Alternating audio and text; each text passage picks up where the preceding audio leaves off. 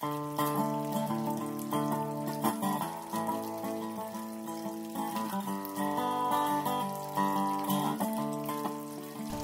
from Nevada, the home of America's gambling industry, so I like a good bet more than most. And I'm looking at a genuine US dollar that features the authentic signature of the founder of the Good Men Project, Mr. Tom Matlack. I won this dollar off of him when I challenged him into betting me about the 2011 Kraft Fight Hunger Bowl in San Francisco, where the University of Nevada beat Boston College.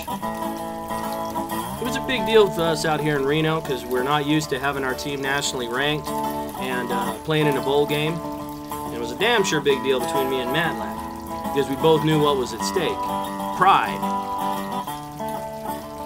Well, after he lost, like I knew he would, he got out $1, and through bitter tears, I'm sure, he wrote his name on it, along with the defiant little inscription, "Go BC," and stuck it in an envelope and mailed it to me. It joined a very exclusive and distinguished group of dollars that I have stuck up on the wall in my den.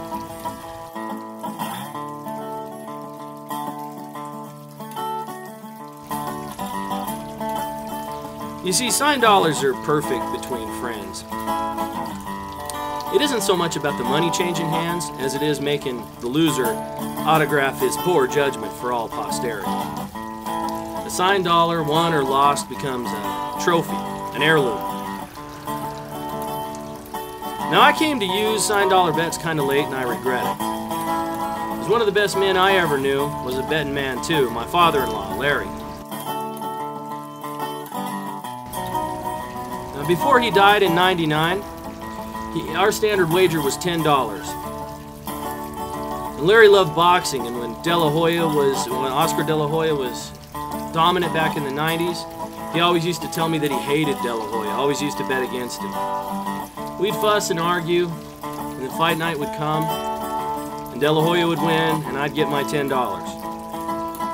Then after his funeral, I found out that Larry loved De La Hoya, thought he was the greatest fighter of the era. He just loved messing with me more. So he'd bet against old Golden Boy and lose his $10 just to get me riled up. He was also a big Oakland Raiders fan, and I'm a Steelers fan, so you know we had a $10 bet.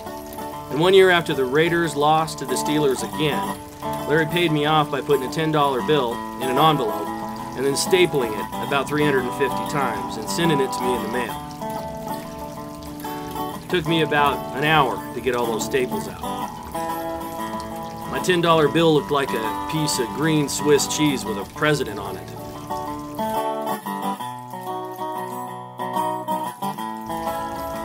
And sure, I have all these wonderful memories of him, but I don't have anything tangible.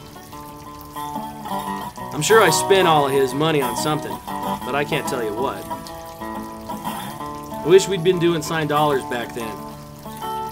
Because all I can tell you is I can't remember a single thing I bought with his money. But I sure think of him often. And I'd sure like to get that staple-ridden $10 bill back. Just hold it in my hands a while.